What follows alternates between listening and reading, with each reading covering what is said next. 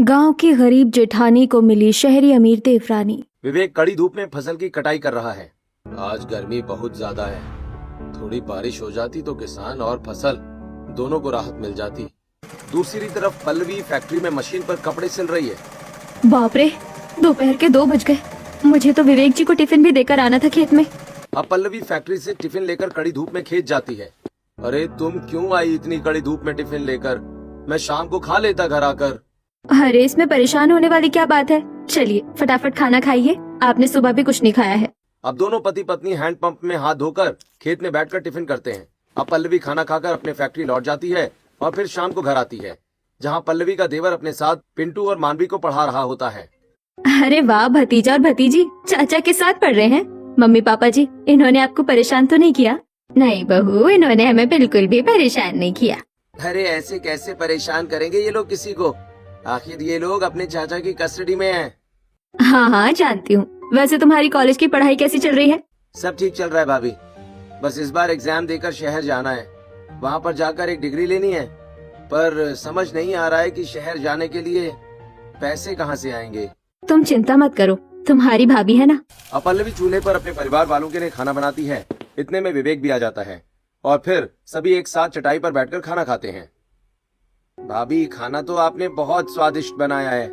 सच में बहू, मुझे तो विश्वास नहीं होता, इतना थकने के बाद भी तो इतना स्वादिष्ट खाना कैसे बना लेती है। तेरे अंदर इतनी हिम्मत कहाँ से आती है? माँ जी, मुझे ये हिम्मत आप लोगों के प्यार से मिलती है। जब तक आप लोग मुझे प्यार कर रहे हैं तब तक मेरे अंदर की ये शक्ति कभी खत्म नहीं होगी। अब सभी लोग खाना खाकर अपने अपने कमरे में आराम करने के लिए चले जाते हैं।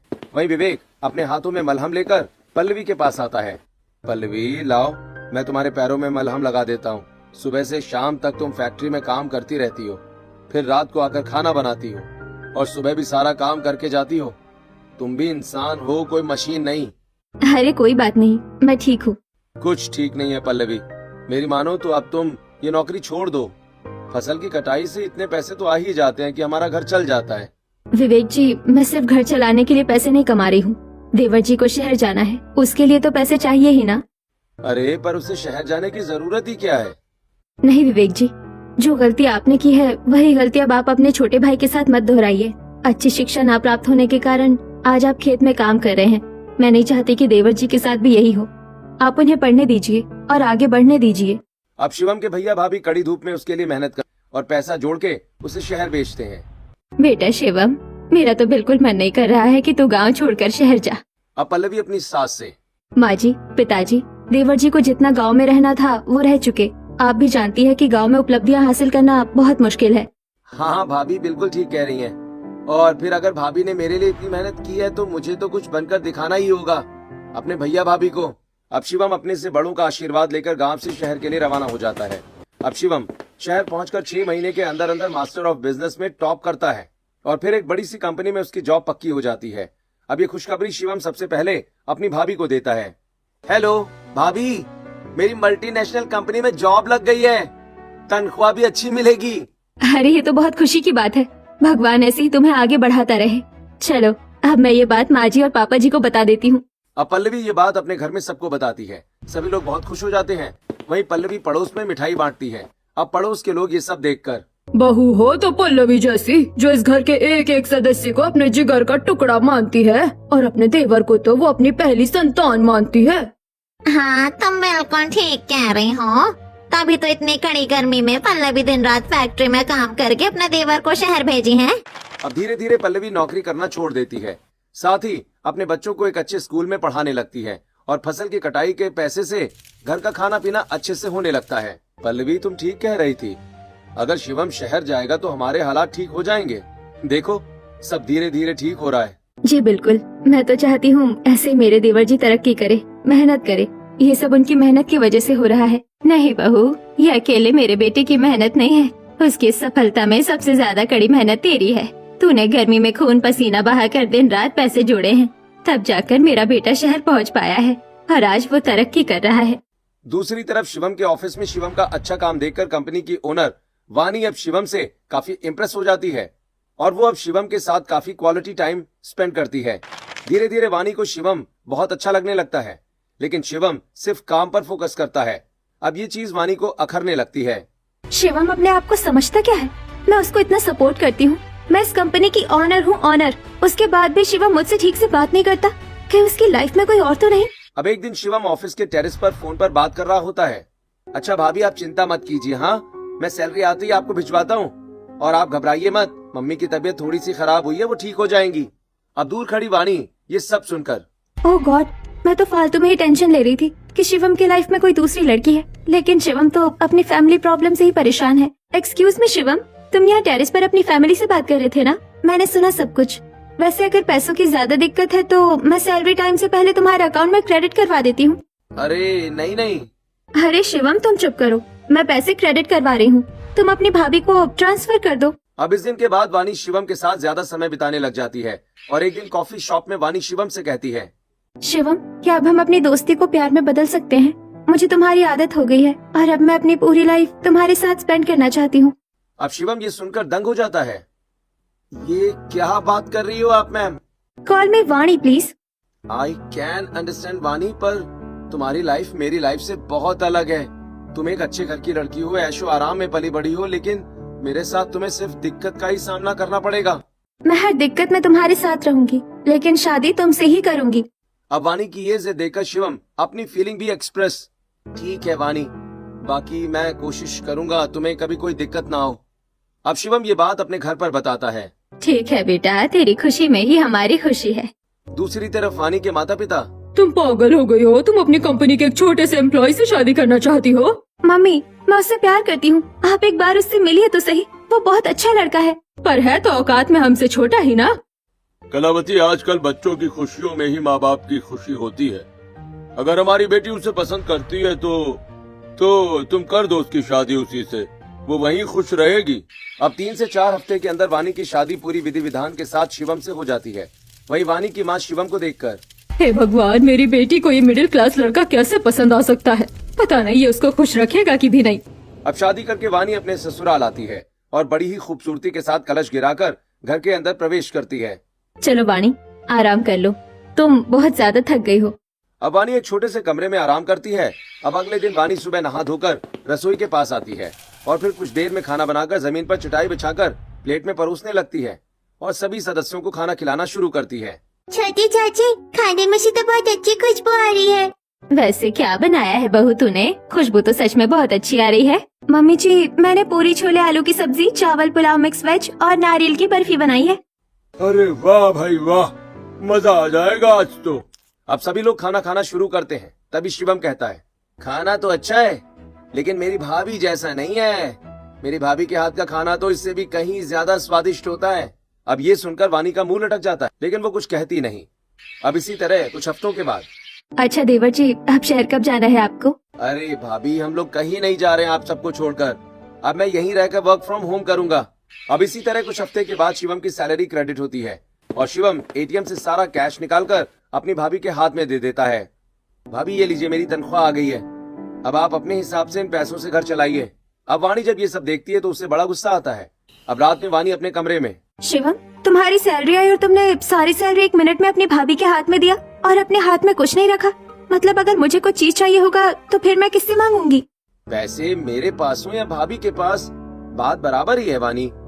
तो तुम्हें जो चीज मुझसे मांगनी हो वो चीज तुम मेरी जगह भाभी से मांग लेना।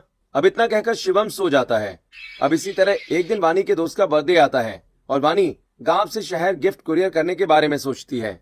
शिवम मेरी फ्रेंड का बर्थडे है और मैं तो गांव में हूँ और वो शहर में, तो मैं सोच रही हूँ कि उसके लिए यहीं से गोल्ड की ज्वेलरी लेकर उसे कुरियर करवा दूँ। हाँ अच्छा है, लेकिन एक बार भाभी से पूछ लो फिर कुछ करना। अरे ये क्या शिवम, अब मैं अपनी चीज भी उनसे पूछ कर करूँ? नहीं, पर उनसे पूछकर करना ही ठीक है। चलो तुम रहने दो, मैं पूछ लेता हूँ। अब शिवम उठकर अपनी भाभी के पास जाता है और वाणी की सारी कही बातें उनसे कहता है। अच्छा गोल्ड लेना है, ठीक है दे देना, लेकिन बजट में ही लेना क्योंकि अभी पूरा महीना बचा हुआ है। अब दूर खड़ी वाणी ये सब सुनकर चिढ़ जाती है। अब शिवम कम बजट में वाणी को ज्वेलरी दिलवाता है जिसे वाणी कुरियर करवाती है। अब इसी तरह हर बार वाणी को कुछ भी करने से पहले अपनी जेठानी से पूछना पड़ता था, जो उसे बिल्कुल पसंद नहीं था। तभी एक दिन वाणी चिढ़कर कहती है, शिवम बस बहुत हो गया, मैं अब और इस घर में 1 मिनट नहीं रह सकती। अरे पर हुआ क्या है? हुआ ये है कि तुम्हारी लाइफ में मुझे अपनी इम्पोर्टेंस बिल्कुल नजर नहीं आती। तुम सब कुछ अपने भाभी से पूछ कर करते हो और मुझसे भी यही एक्सपेक्टेशन रखते हो। अरे मेरी कोई सेल्फ रिस्पेक्ट नहीं है क्या? और तुम्हारी सैलरी भी आती है तो तुम वो मुझे देने की बजाय अपनी भाभी को देते हो। वानी सच कहूँ तुम्हारे कहने के तरीके से ऐसा लग रहा है जैसे मैं अपनी भाभी का गुलाम हूँ, लेकिन सच्चाई तो ये है कि मैं अपनी भाभी की पहली संतान हूँ। उन्होंने मेरे लिए बहुत कुछ किया है यार। उन्होंने दिन रात कड़कती गर्मी में नौकरी की है, खून पसीना बहाया है ताकि मैं शहर जाकर अच्छी नौकरी पा सकूं। और आज तुम कहती हो कि मैं उनसे कुछ भी ना पूछूं और ना उन्हें अपनी तनख्वाह दूं। अब वानी को ये सुनकर काफी शर्मिंदगी महसूस होती है। सॉरी शिवम, मैंने बिना कुछ जाने इतना सब कुछ बोल दिया तुम्हारी भाभी के लिए। आई एम रियली सॉरी, मुझे इतना ओवरथिंक नहीं करना चाहिए था। अब इस दिन के बाद से वानी अपनी जेठानी को समझने लगती है और उसके साथ बड़े प्यार से रहती है। अब एक दिन पल्लवी कमरे में चक्कर काट रही होती है। क्या हुआ जेठानी जी, आप परेशान लग रही हैं? देवरानी जी, देवर जी ने जो महीने भर का खर्चा दिया था उन पैसों से मम्मी जी की दवाइयाँ आ गई, घर का सामान और कुछ पैसे खेत में लग गए। और तुम्हारे जेठ ने जो भी फसल की कटाई की है उसके पैसे भी उन्हें मिले नहीं। और अब इस महीने बच्चों का एडमिशन है जिसकी फीस 2 गुना बढ़ गई। समझ नहीं आ रहा है कि क्या करूं। देवर जी से भी अब दोबारा पैसे नहीं मांग सकती। अच्छा तो ये बात है, कोई बात नहीं, आप चिंता मत कीजिए, मैं अपने पापा से बात करती हूँ। अब फौरन वानी अपने पिता से पैसे की बात करती है और उसके पिता तुरंत ही वानी के फोन में पैसे ट्रांसफर करते हैं, जिन पैसों को लेकर वानी अपनी जेठानी के साथ बच्चों के स्कूल जाती है और उनका एडमिशन करवाती है। शुक्रिया देवरानी जी। अब इसी तरह वानी देखती है कि घर के सदस्य गर्मी से परेशान हो रहे हैं। जेठानी जी, मैं क्या सोच रही हूँ कि गर्मी बहुत ज्यादा बढ़ रही है, तो क्यों ना हम सभी के कमरों में एक एक एसी लगवा दे। देवरानी जी, इन सब चीजों में बहुत पैसे खर्च हो जाएंगे। पैसे की चिंता मत कीजिए जेठानी जी, शिवम जीन्स कंपनी में काम करता है, मेरे पिता उस कंपनी के ऑनर हैं। और अब जब आपने शिवम के लिए इतना किया है तो हमारा भी फर्ज बनता है कि हम आपके लिए कुछ करें। अब वानी फोन से 2 से 3 एक्सपेंसिव एसी ऑर्डर करती है और फिर कुछ ही घंटे में सभी मजदूर मिलकर पल्लवी, वानी और गरिमा के कमरे में एसी लगा देते हैं। अब ये सब देखकर विवेक, अरे ये एसी क्यों लगवाया है, इतना पैसा क्यों खर्च किया, बिल भी बहुत आएगा। भैया आप उसकी चिंता मत कीजिए, मैं और वानी सब संभाल लेंगे। अब इसी तरह वानी अपनी जेठानी और सास को शॉपिंग भी करवाती है और फिर अब धीरे धीरे वानी अपने ससुराल वालों को उस घर से निकालने का फैसला लेती है। जेठानी जी, मम्मी जी, मैंने ना अपने पापा से बात की है एक दूसरी प्रॉपर्टी के लिए। वो घर काफी अच्छा है और इस घर से बड़ा है। अब जेठानी जी की फैमिली के साथ साथ मेरी भी फैमिली बढ़ेगी, तो मुझे नहीं लगता कि हम सब एक साथ इस छोटे से घर में एडजस्ट हो पाएंगे। पर देवरानी जी, आपने वैसे ही हमारे लिए बहुत कुछ किया है, अब इतने पैसे मत खर्च कीजिए, हम इसी घर में ठीक हैं। और कुछ दिनों में देवर जी और मेरे पति मिलकर एक अच्छा घर खरीद ही लेंगे। शिवम, अपनी भाभी को समझाओ ना, आखिर उन्होंने तुम्हारे लिए इतना किया है तो हमारा भी तो फर्ज है ना उन्हें अच्छी जिंदगी देने का। हाँ भाभी, वानी बिल्कुल ठीक कह रही है और आप पैसों की चिंता मत करो, मैं और वानी मिलकर सब संभाल लेंगे। अब पल्लवी मान जाती है, जिसके बाद वानी 2 मंजिला मकान गांव में ही खरीदती है। अब आस पास के लोग ये सारी चीजें देखकर, बाप रे, जैसे गरिमा की बड़ी बहू पल्लवी परिवार को साथ लेकर चलने वाली थी वैसे ही छोटी बहू भी है। देखो उसके आते ही इन लोगों की तो दिन दुनिया ही बदल गई। हाँ बिल्कुल ठीक कह रही हो तुम, ये दोनों देवरानी जेठानी तो बहुत अच्छी हैं। वही वानी अब ये सारी बातें अपनी माँ को बताती है। माँ, अब तो हमारा घर बहुत अच्छा हो गया है और अब मैं बहुत खुश हूँ। आपको पता है मेरी जो जेठानी है ना, वो भी बहुत अच्छी है। शिवम और मैं उन्हीं से सारी चीज पूछ कर करते हैं। दूसरी तरफ वानी की माँ कलावती ये सारी चीजें सुनकर अंदर ही अंदर जल भुनकर राख हो रही होती है। हे भगवान, कहीं ये लोग मेरी अमीर बेटी का पैसा छीन कर तो नहीं खा रहे हैं। हेलो मम्मी, कहाँ खो गई आप? शिवम, मीटिंग इम्पोर्टेंट है, मैं सारे डिस्कशन अभी नहीं कर सकती, फिलहाल के लिए तुम चलो मेरे साथ। अब जल्दबाजी में शिवम गांव से शहर आ जाता है। वहाँ उसे पता चलता है कि ऑफिस में कोई मीटिंग नहीं है। वानी, यहाँ तो कोई मीटिंग ही नहीं थी, फिर तो मुझे यहाँ क्यों लाई? अरे वो पापा ने पोस्टपोन कर दी मीटिंग। अब शहर में वानी फ्लैट लेकर अपने पति के साथ अकेले रहने लगती है। अब पल्लवी जब भी अपने देवर को फोन करती है, वानी फोन काट कर कॉल हिस्ट्री डिलीट कर देती है। तभी एक दिन खाने की टेबल पर शिवम, वानी भाभी का फोन नहीं आया जब से हम शहर आए हैं। हाँ, आजकल ऐसे ही दूर जाते ही लोग रिश्ते भूल जाते हैं, तुम्हें बस भाभी भाभी करते रहते हो। अब ये सुनकर शिवम चुप हो जाता है। अब इसी तरह 1 महीना गुजरता है और शिवम की सैलरी आती है। वानी, सैलरी आ गई है, रुको भाभी को क्रेडिट कर देता हूँ सारे पैसे, हमें जरूरत होगी तो हम मांग लेंगे। अब वानी शिवम का फोन छीन कर, बस करो शिवम, सारे पैसे तुम उन्हें दे दोगे क्या? तुम्हारे बड़े भैया भी तो खेती बाड़ी करते हैं, क्या वो कुछ खर्चा नहीं उठा सकते हैं घर का? और तुम अपने लिए भी तो सेविंग करो, कल को हमारे बच्चे होंगे तो क्या हमें जरूरत नहीं होगी पैसों की? अरे यार कैसी बातें कर रही हो तुम। अच्छा ठीक है, 50% रख लेता हूँ, 50% उन्हें दे देता हूँ, ओके? ठीक है, दे दो। अब कमरे में जाकर वानी ये सारी बातें अपनी माँ से कहती है फोन पर। अच्छा हुआ तू अलग हो गई, और सही किया तूने उसे पैसे देने से मना कर दिया। अब धीरे धीरे कोशिश कर कि वो एक भी रुपया ना दे तेरी जेठानी को। बहुत मजे मार लिए उसने तेरे पैसों से। अब इसी तरह वानी हर महीने पैसे भेजने में किचकिच करती है, जिसकी वजह से शिवम पूरी तरह से पैसे अपने घर वालों को नहीं भेज पाता और इस कारण उसके घर की स्थिति दिन पर दिन बिगड़ती जाती है। पल्लवी, बच्चों के स्कूल की फीस 3 गुना बढ़ गई है। फसल की खेती गर्मी से खराब हो रही है। माँ पापा भी बीमार पड़े हैं, छोटा भाई भी शहर गया है और तब से ठीक से पैसे भी नहीं भेज रहा है। बेटा मेरी बात मानो तो घर की या कुछ कीमती चीजें बेच दो, इन सब की हमें कोई जरूरत नहीं है। अब पैसों के अभाव के कारण पल्लवी घर से सभी फर्नीचर, इलेक्ट्रॉनिक सामान बेच देती है। दूसरी तरफ वानी पैसे भेजने के नाम से बस करो शिवम, अब तुम नहीं भेजोगे उन्हें पैसे। तुम्हें जितना करना था तुमने कर लिया। अब तुम पैसे मेरे और मेरे बच्चों के लिए सेव करोगे, नहीं तो मैं सुसाइड कर लूंगी। अब वानी की यह धमकी सुनकर शिवम बहुत ज्यादा डर जाता है और वो पैसे भेजना बंद कर देता है। वहीं विवेक की हालत गांव में इतनी ज्यादा खराब हो जाती है कि उसे अपना आलीशान मकान बेचना पड़ता है। चलो पल्लवी, बड़ा घर बेचकर हमने छोटा मिट्टी का घर ले लिया और बाकी पैसों से हमने खेती करने के लिए दूसरी जमीन खरीद ली। अब उस जमीन पर हम दोनों मिलकर खेती करेंगे ताकि 2 पैसे ज्यादा कमा पाए। दूसरी तरफ शिवम अपने कमरे में बैठकर अब कुछ नहीं बेटी, मैं सोच रही हूँ कि मैं जरा तुमसे मिलने आ जाऊँ। बहुत दिन हो गए तुझे देखा नहीं। हाँ मम्मी आइए ना, ये तो बहुत अच्छी बात है। अब 1 से 2 दिन के बाद कलावती वानी से मिलने उसके ससुराल आती है। अब कलावती देखती है कि घर काफी बड़ा है और घर में काफी फैसिलिटीज उपलब्ध हैं। हे भगवान, जिस बात का डर था वही हो रहा है यहाँ तो। ये लोग तो एक नंबर के फकीर चंद थे। पक्का ये घर मेरी बेटी के पैसों का ही है। अब पल्लवी बड़े ही प्यार से आकर अपनी देवरानी की माँ के पैर छूती है। अरे आप अभी तक खड़ी हैं, आइए बैठिए ना। वानी तुम भी बैठो, मैं चाय नाश्ता लेकर आती हूँ। और समधन जी कैसी है आप? बड़े दिनों बाद हमारे घर आई। शहर में सब ठीक है? हाँ जी बिल्कुल सब ठीक है। आप बताइए, आप लोग ठीक है? वैसे घर के हालात देखकर तो लग रहा है कि अब आप लोग पहले से कुछ ज्यादा ही ठीक है। अब इतने में पल्लवी चाय नाश्ता लेकर आती है। अब कलावती चाय पीती है। बेटा वानी, मुझे थोड़ा आराम करना था। हाँ मम्मी बिल्कुल, चलो मेरे कमरे में लेकर चलती हूँ। अब कलावती जैसे ही उठती है तभी शिवम अपनी भाभी से भाभी मुझे कुछ पैसे चाहिए थे, जरा दे दीजिए ना। हाँ देवर जी अभी देती हूँ। अब ये सुनकर कलावती और जल जाती है। अब गुस्से से कलावती कमरे में जाती है। मम्मी आप आराम करो, मैं जा रही हूँ जेठानी जी के पास। चुपचाप से यहाँ मेरे पास बैठ। कुछ ज्यादा ही अपनी जेठानी का गान गा रही है। उस जेठानी का जो तुझे लूट लूट कर खा रही है। ये क्या कह रहे हो मम्मी आप मेरी जेठानी के बारे में? वो ऐसी बिल्कुल नहीं है। तेरी आंखों में पट्टी बांधी है उसने। और जितना शायद वो टपका रही है ना अंदर से, उतनी ही नीम है। तुझे समझ नहीं आ रहा है कि ये गरीब फकीर चंद लोग तेरे आते ही अपना 2 मंजिला घर कैसे खड़ा करके बैठ गए? और ये तेरा पति अपनी भाभी से पैसे क्यों मांग रहा था? वो तुझसे भी तो पैसे मांग सकता था ना। वो मम्मी शिवम तो सारे पैसे जेठानी जी को ही देता है, क्योंकि वो बड़ी है। शुरू से सब कुछ उन्होंने ही संभाला है। क्यों संभाल तो तू भी सकती है ना। अरे किसी की जेठानी इतनी सगी नहीं होती। मेरी बात सुन, आज से अपने पति को बोल कि वो सारे पैसे तेरे हाथ में दे, वरना एक दिन पैसों के साथ साथ ये सारा राजपाट भी तेरी जेठानी के नाम हो जाएगा और तू रह जाएगी ठठन गोपाल। अब कलावती एक के बाद एक घटिया बातें अपनी बेटी के दिमाग में डालती है।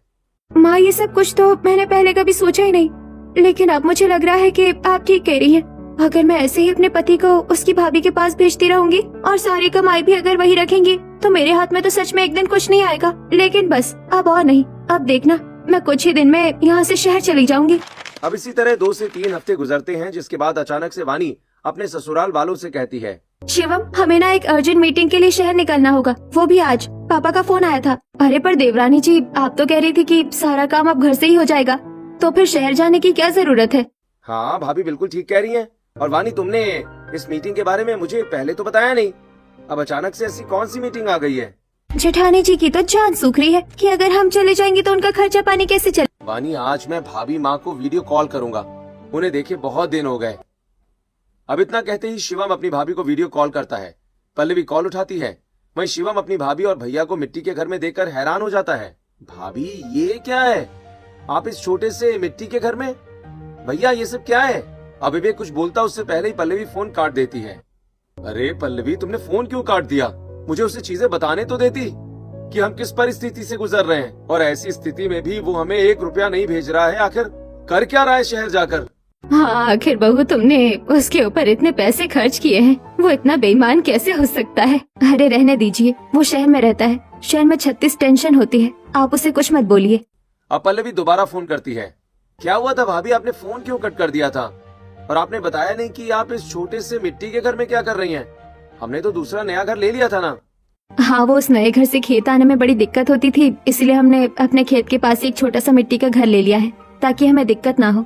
अब दूर से वानी ये सब सुनकर, देखा, मुझे तो पहले से ही पता था कि मेरी जेठानी अंदर ही अंदर पैसे जोड़ रही है, तभी तो दूसरा मकान भी ले लिया। सही कह रही थी मेरी माँ कि ये चालाक है। अब इसी तरह कुछ हफ्ते और गुजरते हैं। धीरे धीरे पल्लवी के खाने पीने में भी लाले पड़ने लगते हैं। वही अब वानी अपनी मर्जी से शॉपिंग करती है, अपने दोस्तों के साथ पार्टी करती है और अब सारे फैसले भी खुद ही लेती है। तभी एक दिन शिवम गांव जाने का प्लान बनाता है, जिसे सुनते ही वानी कहती है, कोई जरूरत नहीं है कहीं जाने की, क्योंकि अभी बिजनेस में पापा को थोड़ी हेल्प की जरूरत है। अभी मैं तुम्हें कहीं नहीं जाने दे सकती। अब शिवम ये सुनकर चुप हो जाता है। दूसरी तरफ अब पल्लवी भी अपने पति के साथ खेत में जाकर फसल की कटाई करती है। पल्लवी, पता नहीं किसकी नजर लग गई हमारी खुशियों में। सब कुछ ठीक होने के बाद भी हम फिर से वहीं आ गए जहां से हमने सब शुरू किया था। कोई बात नहीं विवेक जी, सब ठीक हो जाएगा। अब धीरे धीरे गरिमा के साथ साथ दीपेश की भी सेहत उम्र के साथ साथ बिगड़ने लगी थी। इलाज करने के लिए घर में कुछ ज्यादा पैसे भी नहीं होते। तभी विवेक परेशान होकर अपने छोटे भाई को फोन करता है, लेकिन फोन वानी देख लेती है और जानबूझकर कॉल कट कर देती है। ये मेरे पति को क्यों फोन कर रहे हैं? पक्का फिर से ये लोग मेरे पति से पैसे मांगने वाले होंगे। चलो, मैं तो कॉल उठाऊंगी नहीं और कॉल हिस्ट्री भी डिलीट कर दूंगी ताकि शिवम को भी कुछ पता न चले। दूसरी तरफ विवेक परेशान होकर, क्या हुआ, देवर जी ने फोन नहीं उठाया क्या? क्यों उठाएगा? शहर जाकर बड़ा आदमी जो बन गया है, अब अपने भैया का फोन थोड़ी ना उठाएगा। देख लो, तुम ही कह रही थी ना, इसे शहर में पढ़ाऊंगी। खून पसीना बहाकर तुमने उसे शहर भेजा और आज ये तुम्हें ही भूल गया। अरे रहने दीजिए, कोई बात नहीं। मेरे कुछ गहने हैं, हम उन्हें गिरवी रख देते हैं। अब पल्लवी अपने पति के साथ जाके अपने सोने के गहने को गिरवी रखकर पैसे उठाती है और अपनी सास ससुर का इलाज करवाती। दूसरी तरफ वानी, शिवम, तुम तो हमेशा अपने भैया भाभी के यहाँ जाने की जिद करते रहते हो। चलो, आज मेरी मम्मी के यहाँ चलो, बहुत दिन हो गए उनसे मिली नहीं हूँ। ठीक है, चलते हैं। अब शिवम वानी के साथ उसके घर पर आता है, जहाँ वो काफी चुप चुप रहता है। क्या हुआ दामाद जी, जब से आए हैं काफी चुप चुप है, कुछ बोल नहीं रहे? तभी ताने मारते हुए वानी कहती है, हाँ मम्मी, आजकल ये चुप चुप ही रहते हैं। इनका मैंने गांव में आना जाना तो बंद करवा दिया और अब भाभी से भी बात नहीं हो पाती है ठीक तरीके से इनकी, वरना जब तक भाभी भाभी करते थे तब तक तो इनका मन हमेशा ठीक ही रहता था। अब ये सुनकर शिवम को बहुत गुस्सा आता है। वानी, ये सब क्या बोले जा रही हो तुम? बोलने से पहले कम से कम सोच तो लिया करो।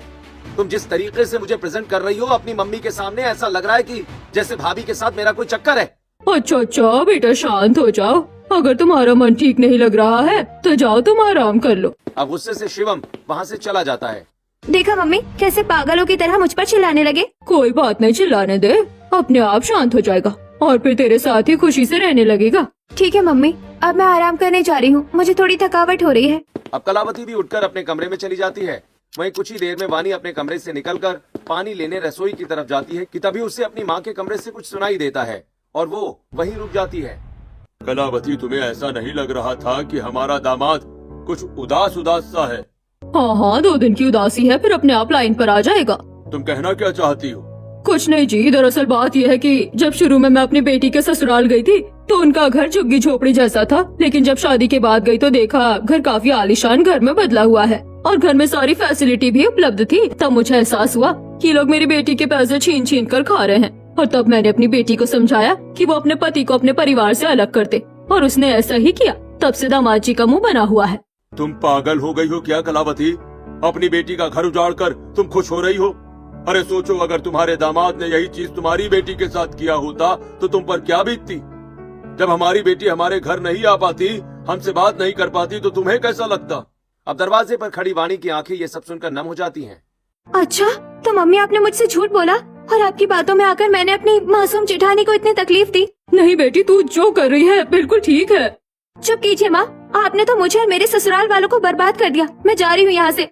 अब वाणी कमरे में आती है, उसकी आंखें नम और सूजी हुई होती हैं। शिवम, मुझे मेरी जेठानी के पास जाना है, तुम कल ही गाँव की टिकट करवाओ। अच्छा, अचानक से तुम्हें मेरी भाभी अच्छी कैसे लगने लग गई अब? और तुम्हें गाँव जाना है? मुझे तो विश्वास ही नहीं हो रहा। शिवम, बहस करने का टाइम नहीं है, मुझे गाँव जाना है, तुम टिकट बुक करो। अब अगले ही दिन शिवम अपनी पत्नी को लेकर अपने गांव जाता है, जहां गांव में शिवम के भैया भाभी, उसके माता पिता एक छोटे से मिट्टी के घर में बैठे होते हैं और कर्जदार घर में घुसकर पैसों के लिए तकादा कर रहे होते हैं। अरे तुम लोग हमारे पैसे कब दोगे? हाँ, तुम जैसे गरीबों की तो हमें मदद ही नहीं करनी चाहिए। सच में मेरे भी 80,000 रुपए ले रखे हैं इसने, लेकिन अब तक 1 रुपया भी नहीं लौटाया। लेकिन अगर अब यही हाल रहा तो तुम सबको अब मिट्टी के घर से भी हाथ धोना पड़ जाएगा। अरे कौन है आप लोग? ऐसे कैसे बात कर रहे हैं मेरी जेठानी और जेठ जी से? कितने पैसे चाहिए आपको? शिवम, अभी इनके पैसे इनके मुंह पर फेंक के मारो। कोई जरूरत नहीं है, अपना कर्जा हम खुद चुका लेंगे। अब शिवम अपने भाई की एक नहीं सुनता और फटाफट सारी पेमेंट करता है, जिसके बाद सारे कर्जदार वहां से चले जाते हैं। लेकिन विवेक, गरिमा और दीपेश का गुस्सा शांत नहीं होता। अब ये लोग क्या लेने आए हैं यहाँ पर? हाँ, शहर जाके आधी जिंदगी तो बर्बाद कर ही दी थी हमारी, और अब पूरी जिंदगी बर्बाद करने यहाँ आ गए हैं। सही कहा। और इतने सालों बाद ये यहाँ आए क्यों हैं? शहर जाकर तो भूल ही गए थे ना हमें। तभी ना तो हमारा कोई फोन उठा रहे थे, ना ही हमारी किसी बात का जवाब दे रहे थे, जैसे हम लोग तो मर ही गए हों। तभी वानी हाथ जोड़कर माफी मांगते हुए कहती है, शांत हो जाइए जेठ जी, इसमें शिवम की कोई गलती नहीं है। ये सब कुछ मेरी वजह से हुआ है। मैंने ही शिवम को कभी नहीं बताया कि आप लोग उन्हें फोन कर रहे हैं, और मैंने ही उन्हें यहाँ पैसे भेजने के लिए मना किया। और ये सब कुछ मैंने इसलिए किया क्योंकि मेरी माँ ने मेरे दिमाग में ये बात डाल दी थी कि मेरी जेठानी मेरा पैसा लूट कर खा रही है। अब ये सुनकर शिवम को बहुत गुस्सा आता है। अच्छा, तो ये कारण था जिस वजह से तुम मुझे ना तो मेरी भाभी से मिलने दे रही थी और ना ही तुम मुझे यहाँ पैसे भेजने दे रही थी। अरे तो अपनी माँ की बात जब मान ही ली थी तो अब यहाँ क्या करने आई हो? अरे तेरी माँ की हिम्मत कैसे हुई मेरी गाय जैसी बहू पर लालचन लगाने की? अरे मेरी इस बहू ने ही तुम्हारे पति को मेहनत कर कर पढ़ाया लिखाया है, तब जाकर वो आज इतने पैसे कमा रहा है। माँ जी, पर इसमें देवरानी जी की क्या गलती है? गलती तो उनकी माँ की है, जिन्होंने इनके दिमाग में ये फिजूल की बातें डाली है। ये तो बच्ची है, इनकी उम्र ही क्या है अभी। जेठानी जी, आप बिल्कुल ठीक कह रही है। मैं सच में उस वक्त कुछ समझ नहीं पाई थी, और अब तो मुझे शर्मिंदगी महसूस होती है कि मेरी माँ की सोच कितनी छोटी थी, और फिर उसी छोटी सोच की वजह से मैंने आप लोगों को इतनी तकलीफ पहुंचाई।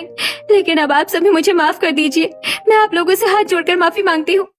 अब वानी को उसकी गलती का एहसास होता देख घर के सभी सदस्य वानी को माफ कर देते हैं, जिसके बाद शिवम और वानी मिलकर फिर से अपना एक दूसरा घर लेते हैं। और इस बार वानी गांव में ही अपना बिजनेस खोल लेती है, जिससे वानी के पति के साथ साथ उसके जेठ भी बिजनेस को संभालने लगते हैं और पूरा परिवार एक साथ रहकर खुशहाल जिंदगी बिताने लगता है।